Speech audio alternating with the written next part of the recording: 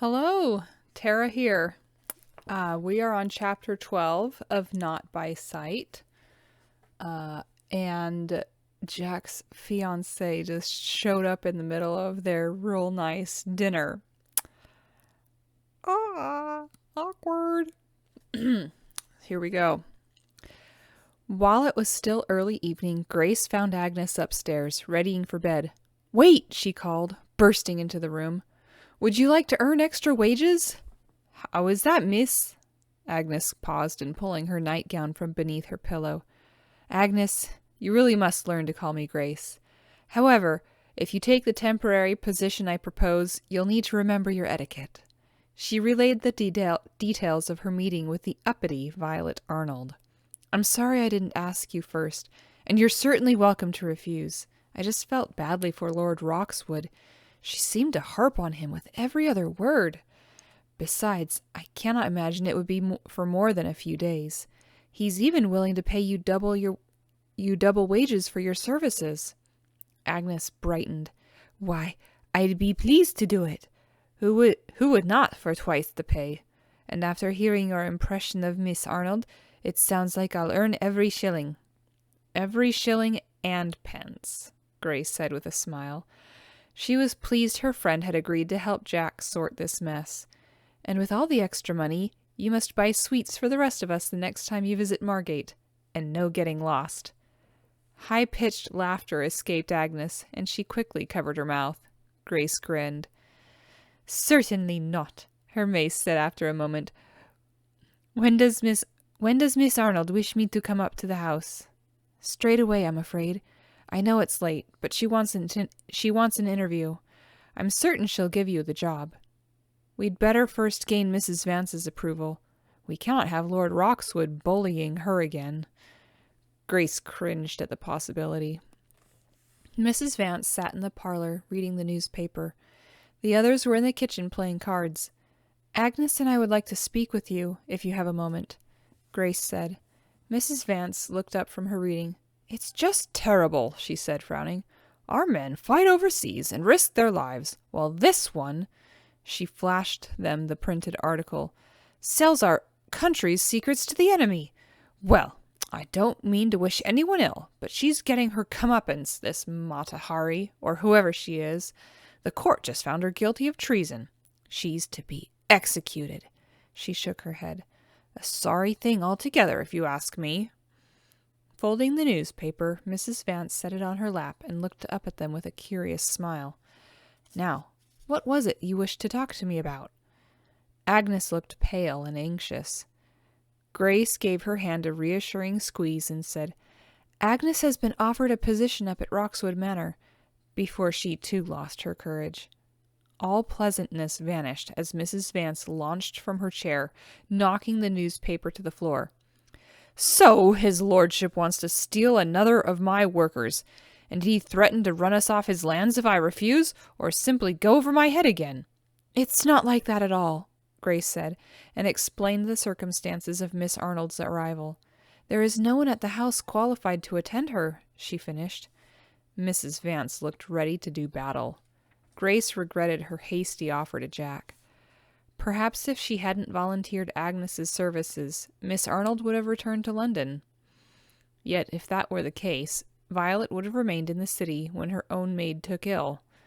The woman obviously planned to stay, and if possible make Jack's life more miserable.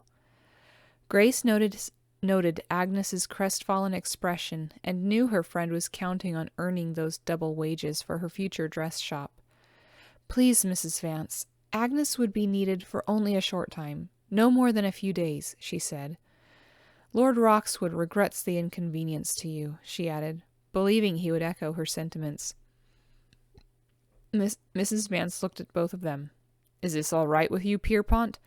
"Oh, yes," Agnes nodded vigorously. 3 days, that's it," Mrs. Vance said, frowning, "after which Miss Arnold can send to London for someone else. Are we clear?" "Absolutely," Grace and Agnes chorused in unison. Mrs. Vance turned to Grace. "You've managed to make us short-handed once again, Mabry. Now the others must work all the harder because you're determined to hire out our workforce." Lord Roxwood won't need my services for a while, Grace said with a stab of guilt. I'm hardly as skilled as Agnes, but I'm happy to work in her place. Good, Mrs. Vance said. You can begin tonight. In the barn you'll find a crate full of chaffing to be loaded into sacks. I was going to ask for a couple of volunteers, but you can have that privilege. We've a good hour of light remaining. Still, take a lantern just in case. After you've finished, we'll go over those section reports and timesheets you've been working on. She eyed Grace's attire. And I'd change out of those clothes if I were you. She then brushed past them to exit the parlor. Well, that went well, don't you think? Grace spoke with forced gaiety, trying not to imagine the long night ahead.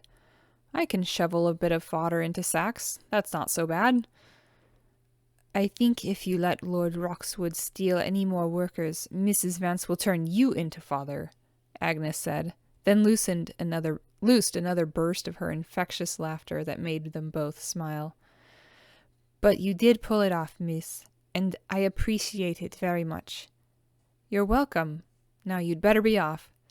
While Agnes left the gatehouse for the manor, Grace changed and pedaled her bicycle toward the barn. Inside, she eyed the enormous crate of chaff. She drew a deep breath and lit the lantern, then grabbed a shovel and a burlap sack and began to work. She'd only labored an hour when a voice called from the barn door. I heard the future Lady Roxwood's come to call. Claire stepped inside. What's she like? Grace paused to wipe at a piece of straw stuck to her lower lip.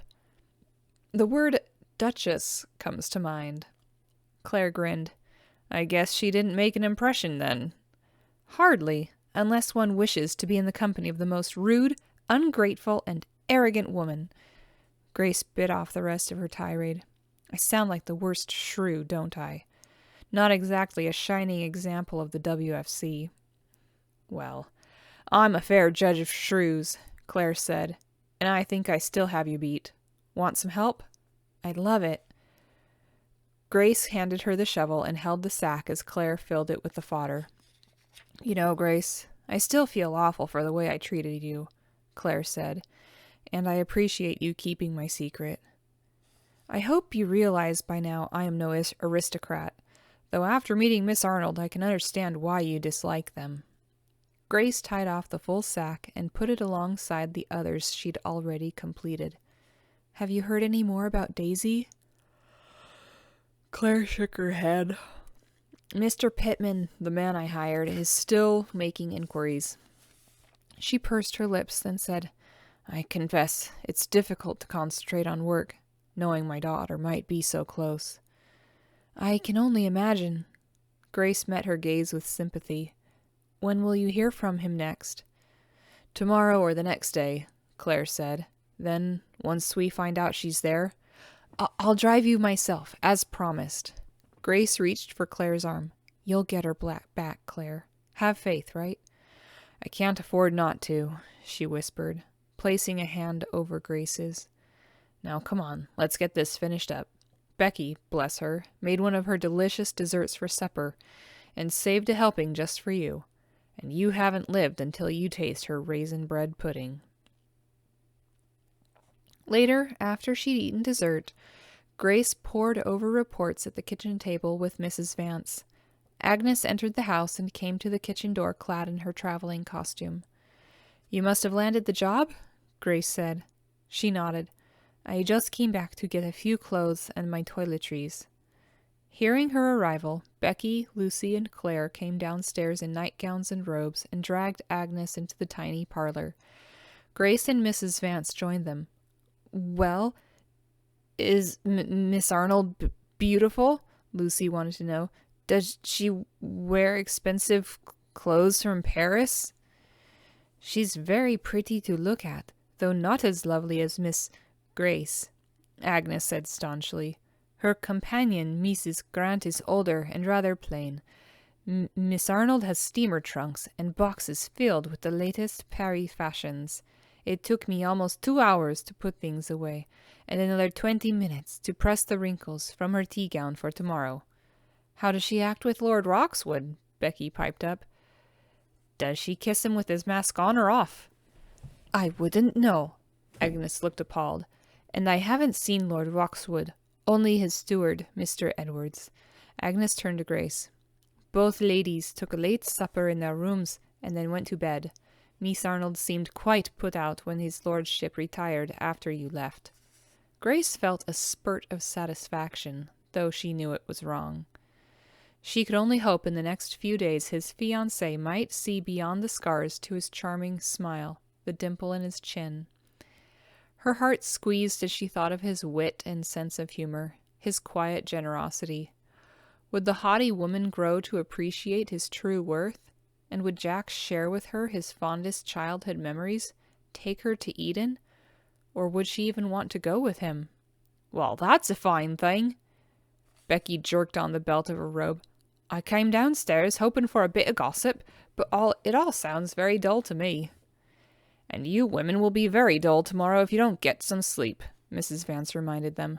We've a full day in the fields. Agnes, please collect your things and say good night. Yes, ma'am. When the others had left the parlor, Grace asked, Is everything all right up at the house? Are they treating you well? I'm fine, miss. Agnes offered a reassuring smile. And Mr. Edwards seems very kind. I'll see you in a few days. After she left and Mrs. Vance turned down the lights, Grace lay awake in bed, again unable to sleep. Twilight skies had deepened to a midnight hue, and a sliver of moon shone across the bedroom floor. Restless, she rose from her bed and moved to the open window, straining in the meager light to see Roxwood Manor and discover if the man in her thoughts stood on the balcony. He was there, Jack's tall silhouette poised at the rail. Her pulse pounded. What was happening to her? She found she couldn't wait to see him again, to spar wits with him, exchange ideas, learn more about his life.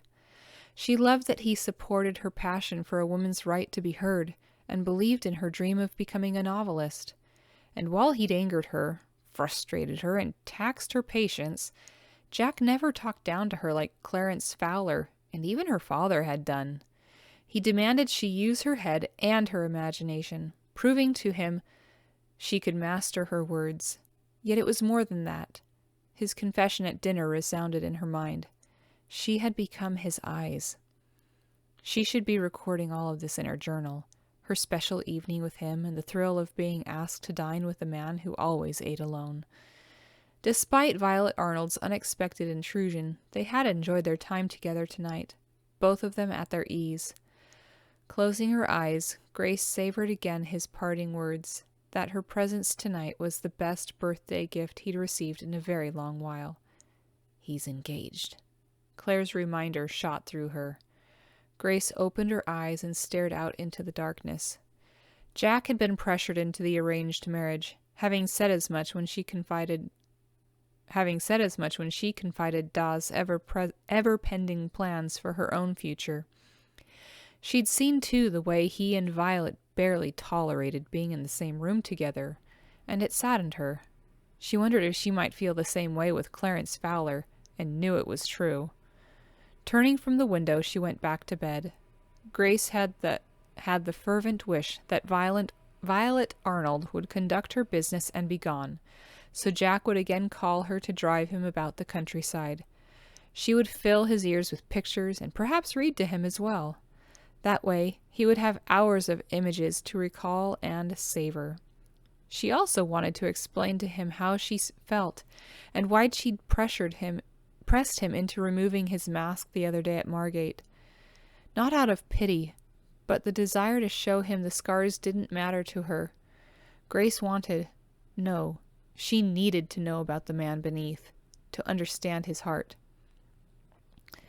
I didn't imagine you'd be this surprised by my arrival. Lieutenant Marcus Weatherford, Esquire, sank into one of the leather-winged chairs facing the desk. Especially when you spend your days with Patrick Mabry's daughter. I imagined you would telephone before showing up on my doorstep, Jack shot back. Marcus stared at the mask and wondered when Jack had decided to remove the mesh. He felt glad of it. The thing was a bit dramatic. His friend had insisted on the splatter mask while in hospital, Shortly after, Violet Arnold had barged into his room unannounced, and so Marcus acquired it for him. Now, without the mesh, seated behind his desk, Jack Benningham looked less formidable and more like the lord of the manor. Even the scar on his cheek was healing well. "I would think you'd be grateful for the extra week I gave you," Marcus reminded him. "I just arrived back from Paris and Mata Hari's trial." He paused as Knowles entered the study with a tea tray. "Cream and 2 lumps, Sir Marcus, if I recall," the butler said as he offered tea service served in a delicate Sèvres cup. "Thank you, Knowles." Marcus sipped at the hot brew, savoring its flavor. "There are few things in life that surpass a perfect cup of tea." He was rewarded with the stodgy butler's smile. "And I see you're taking quite good care of our man here, Knowles." Marcus glanced toward Jack while he set his cup atop the desk. "Is Lord Roxwood giving you any problems?" "My lord is the perfect gentleman, sir." Knowles bowed before backing out of the study and closing the door. "I believe Knowles is the perfect butler," Marcus said, amused. "What's so all-important, Weatherford? Have you discovered news on Patrick Mabry?" "Not much, old boy. Though an agent with MI5 did observe a man known to have dealings with James Huron lunching at Swan's last week. Mabry sat speaking with him for quite some time. We attempted to shadow the suspect afterward, but he eluded our man. Now the Admiralty's adding pressure to send a Scotland Yard detective here to investigate his daughter. Since I felt certain you wouldn't wish it, I came myself." He paused to eye his friend. "How are you, anyway?" "So, you have nothing on him," Jack said, ignoring the question. "Well, you're wasting your time here as well." He leaned back in his chair and made a steeple with his fingers. "I found out why Mabry's paid the WFC clerk to send her here." Marcus edged forward, noting Jack's smile. He hadn't seen that look in months. "Why?" "It seems our traitor, Mabry, is a rather overprotective father. I met with my new physician yesterday, a local by the name of Strom. He happens to be related to Miss Mabry, and informed me her father is concerned at her being out here on her own.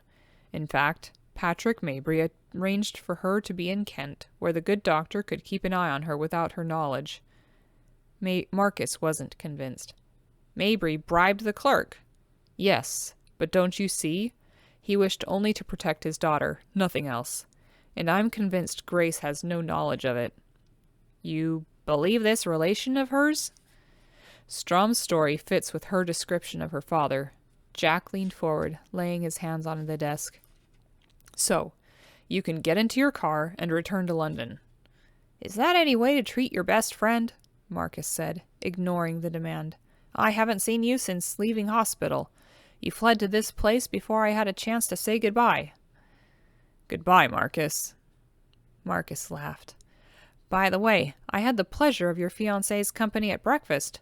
Charming as ever." "Well, toward you at least. Violet's visit was also unexpected, and just as unwelcome."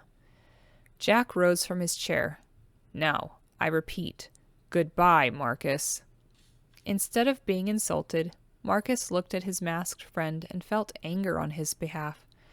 Miss Violet Arnold had turned out to be a disappointment. Wealthy and spoiled, she'd set her cap on becoming the future Countess of Stonebrook. And while she may have genuinely grieved Hugh's death, she'd also leaped at Jack's offer to salvage her coronet. Until the explosion. Marcus would never forget her reaction to his friend that day in hospital. Jack had fled to Roxwood afterward, cutting himself off from the world. Then Patrick Mabry's daughter arrived. Marcus could almost be grateful to her, having unwittingly helped his friend take the first step in rejoining the human race. "So, Benningham, as to my plan." "Pray tell." He was relieved to see Jack sit back down. "I wish to meet with Miss Mabry and take her measure." Marcus watched his friend. "Today, if possible. Can you arrange it?" "If I wish to." Jack's jaw tightened, his hand curling into fists against the desk. Marcus had anticipated the reaction. He'd gathered enough from their last telephone call to realize his friend was being swayed by the young woman. Even if her purpose at Roxwood seemed innocent, Marcus wasn't leaving. With the Admiralty's secret project underway and so close to the estate, he had to be sure about Miss Grace Mabry. He would observe her himself and put her to the test. "And will you?" he asked his friend at length. "Of course not," Jack said, "and I have my reasons. The first being, I told you on the telephone, my staff watches her constantly. Grace has given no evidence to anyone of suspicious behavior. Secondly, I've interrogated her at length, and she seems all she appears, a somewhat naive, well-bred young woman who works hard for the Women's Forage Corps. Third, and perhaps most important, is her twin brother. Colin Mabry fights with the British Army in France, and she's quite devoted to him." He relaxed his hands. "I would venture at this point to say Mabry's children are unaware of their father's actions." "You make a good case, especially if the son fights in the trenches." Marcus rose from his chair. "But there's too much at stake to take the chance. I'd like a meeting with her, Jack." Jack stood as well. "I have conditions, Marcus." He spoke with the autocratic tone of a future earl. "I do not want her singled out for your interrogation. You will meet her along with the rest of the WFC women, and you shall simply pose as my friend." "That shouldn't be difficult, Jack, since I am your friend," Marcus growled. "I'll instruct Edwards to arrange it, at the farm this afternoon." Marcus eyed his friend pensively. "Will you go along with me?" "I wouldn't miss it." Marcus grinned. Yes, Jack was definitely on his way back. That's pretty impressive that he would be willing to stand in front of a bunch of women, considering how private he's been. Grace awakened feeling more exhausted than she had the day before. It was surely the nightmare. She dreamed that the grim brothers Rumpelstiltskin, who strangely resembled the blonde Violet Arnold, had locked her away in the bowels of a castle and forced her to turn burlap sacks full of chaff into gold.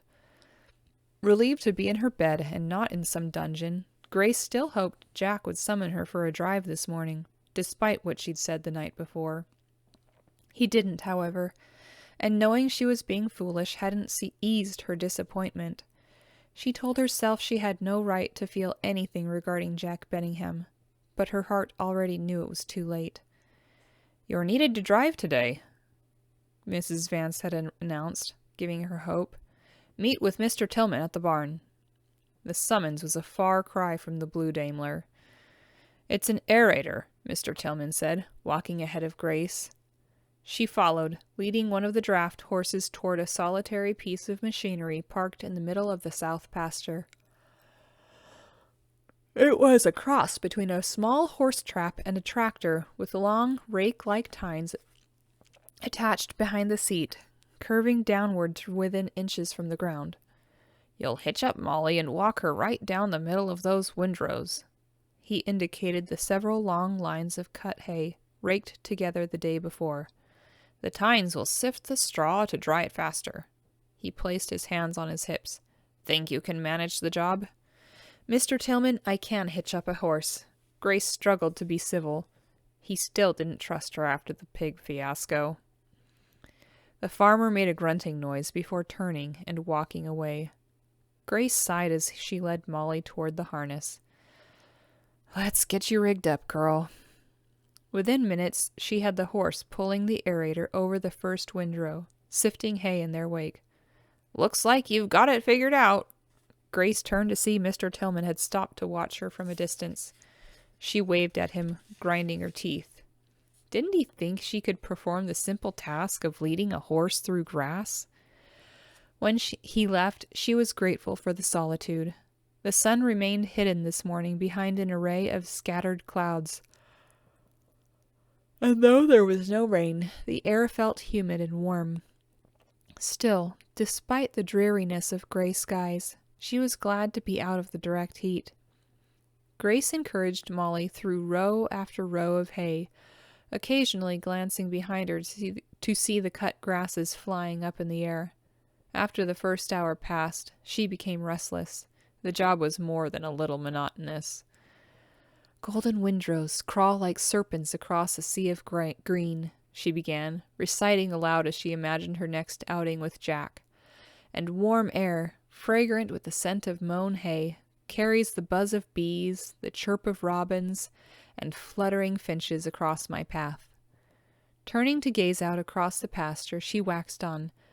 Beyond this valley lies another, then another, all patchworks of yellow, gold, and green that bind the countryside. And edged like lace against the land, trees in red, browns, and greens crowd one another for the sky. Her attention darted back to Molly as new inspiration struck. My dun-colored steed is graceful and steady, fearless as her hooves crush these endless snakes swimming ahead of us.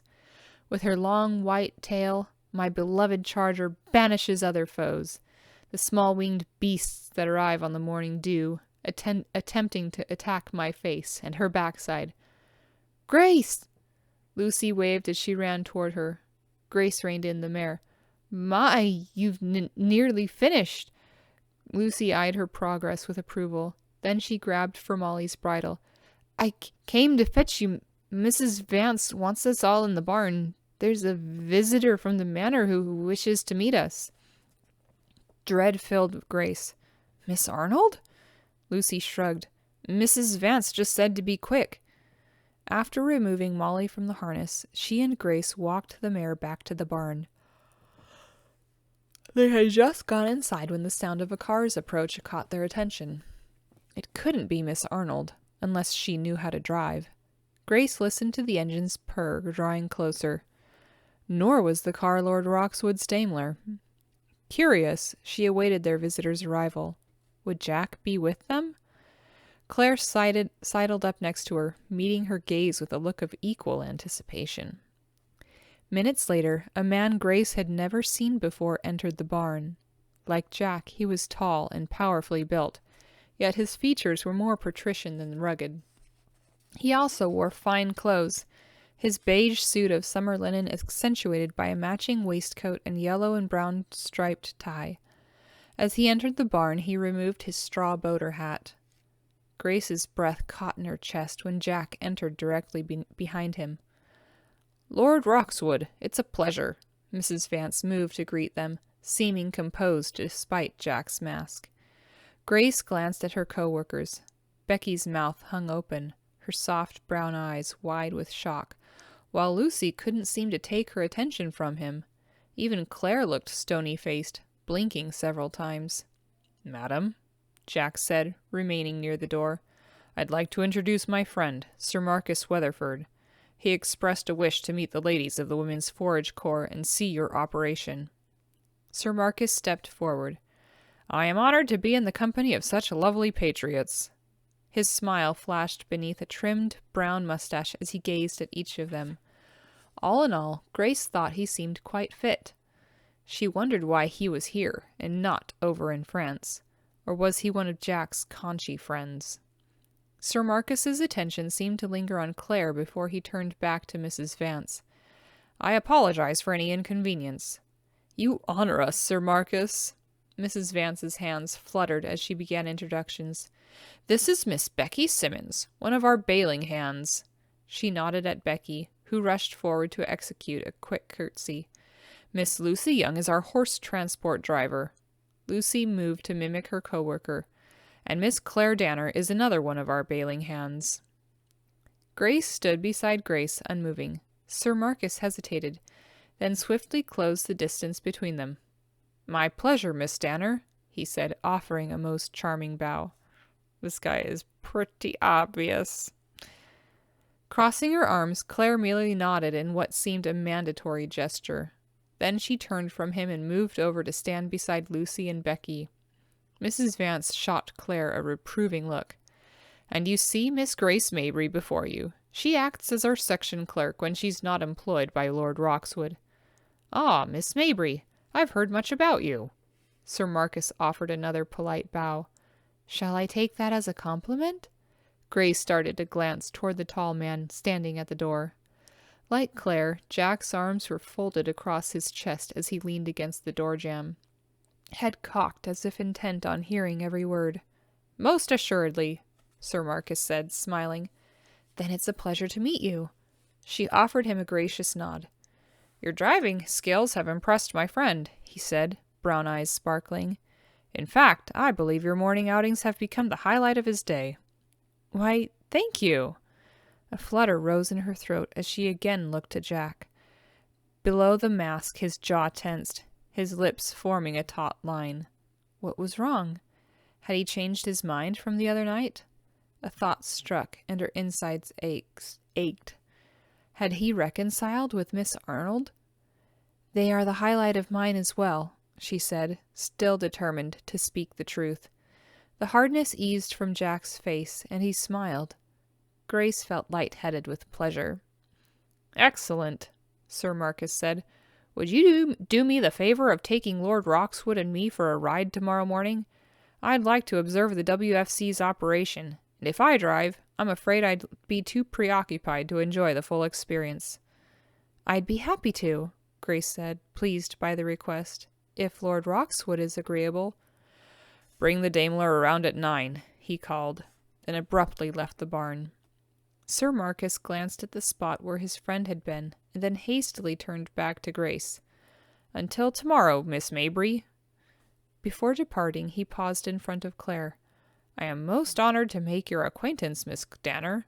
He held out his hand, and it was a moment before she gave him hers. He raised it to his lips for a light kiss.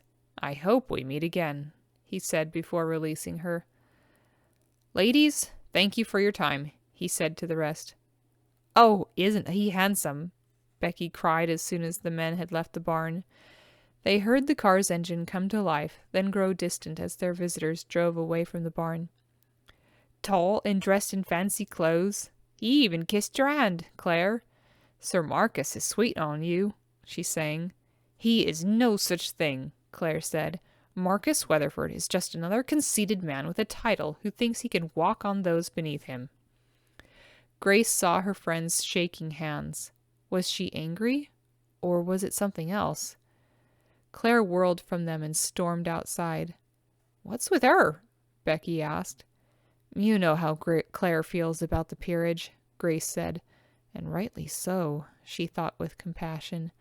She'll be fine. Just leave her be for a while. Grace considered her own folly with Jack Benningham. How had she allowed herself to care so very much about him?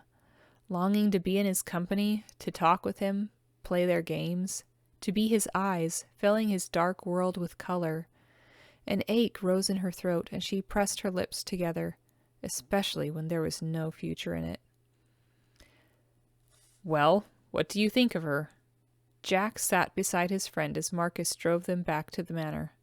She's pretty, Marcus said. So is the other one, Miss Danner. In all, they were quite charming. I'd say you were the charmer. Jealousy stabbed at him.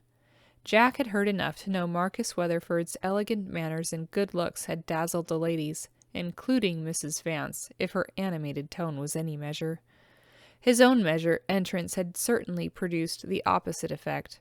Silence had descended over the barn when he'd followed his friend inside. Jack's lip curled as he imagined the women of the WFC gaping at him, likely wondering when the hunchback tin man would start howling. All except Grace. His heart warmed, remembering her comment. She'd enjoyed spending time with him as well. I was merely being polite, Marcus said. Besides, it doesn't matter anyway. I'm here on business, not to woo the ladies. I thought you did a splendid job at both. Had Grace been smitten with his friend too? Jack recalled hearing the blush in her voice. How do you hear a blush? Okay. In the past 2 weeks, he'd become well attuned to her inflections of tone, teasing, angry, frustrated, pleased. He could even detect when she was being shy. But Marcus could charm the bark off a tree, and when compared to Frankenstein's monster, likely Grace was just as enthralled by him as the rest. His hands curled into fists against the seat. Tell me what she looks like. It was a moment before Marcus answered. Pale skin, red hair, green eyes. Oh, and pieces of straw sticking to every part of her. You know, it's hard to believe you're an MI5 agent, Jack ground out. She gave me much the same information herself. Can you possibly elaborate? Shall I wax poetic for you, Benningham? Marcus sounded amused. Milky white skin, hair like fire, eyes the color of the sea. How's that? Stop, or I may become ill, Jack said dryly. What do you propose for tomorrow? Just a country drive, old boy, he said, and Jack detected his note of evasiveness. I can get to know her better and make my own evaluation. It might even require hanging on a few extra days. Jack would have preferred his friend's hasty departure, but it would mean being left alone with Violet. You're certainly welcome to stay, he bit out.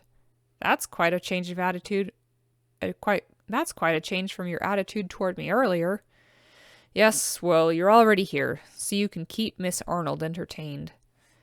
Gratitude overrode his irritation as he said gruffly, I appreciate you standing in at meals in my absence. He was also relieved to postpone his confrontation with Violet. So why is she here, Jack? And don't tell me it's because she wants to be close to you. His friend knew that much, having been with him that day at hospital. Still, Jack wasn't about to disclose any more information until Marcus revealed some of his own. Why are you here? He countered, aside from wanting to meet Grace and take a drive around the park. Touché, old boy, was all Marcus said. What was his friend hiding? Quit playing games and spy games and tell me what's going on. I have a right to know. Do you? Marcus asked. It's my home. Grace is my employee, and you seem to have a reason to doubt my assurances about her. That makes it my business. Patience, friend, Marcus said. All will soon be revealed. Jack frowned and turned his face to the open window. Patience was a virtue he'd never quite mastered. Huh. I wonder if Marcus is the guy that... I don't know. I don't know if Marcus is Claire's baby daddy or what. Any thoughts?